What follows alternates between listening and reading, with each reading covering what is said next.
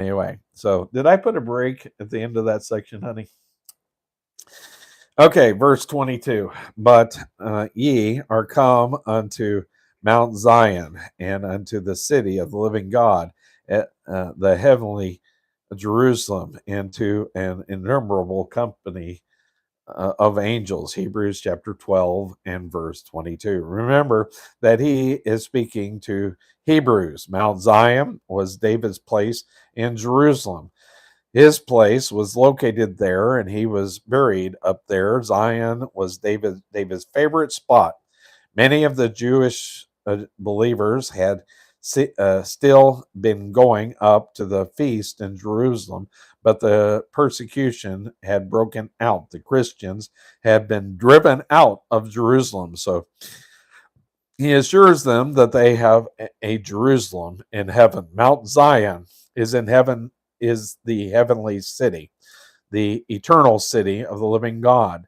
The book of Revelation calls it the New Jerusalem.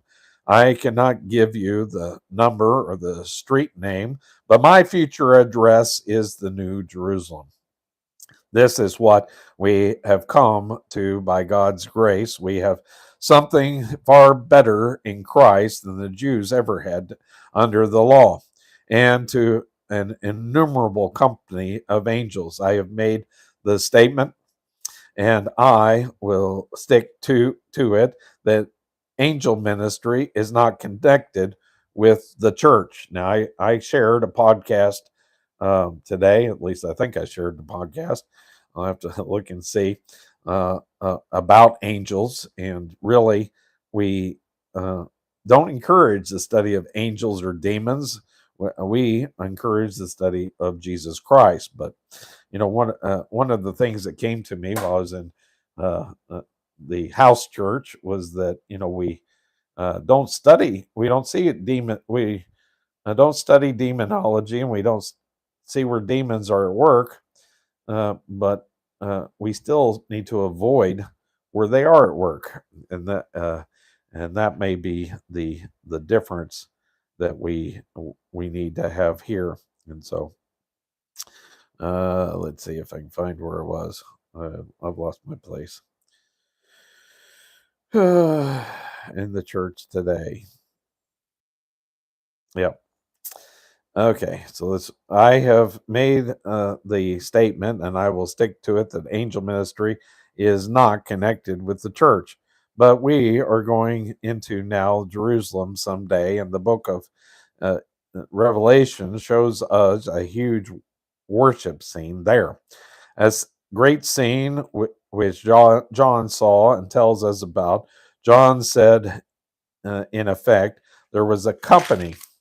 Uh, Created intelligences were 10,000 times 10,000 of them. And actually, Chuck Smith today, whenever I was listening to him, and I'm in Deuteronomy, he made a reference to this. No, actually, it was in the podcast about angels. I'm sorry. And I did a quick calculation. That's 100 million angels. And then he looked around and said, My, I didn't see that other crowd out there. There are more than any man can number. They are God's created intelligences called angels. I have never seen an angel, but I have often wondered about them. I am going to come someday to the New Jerusalem and join with you in that great worship of the Lamb. And all these great intelligences will be there. One thing I want to do is just to talk to some of them. Wouldn't I like to talk to them? Uh, I've never had the privilege. Whenever I met someone who tells me they had a dream or a vision or an angel speak to them, I tell them they ought to think back to what they had had for supper the night before. That may explain the presence of an angel. And uh, haven't seen an angel, my friend. You may think you have, but you haven't yet. The time will come when you will go to the place where they are. And that concludes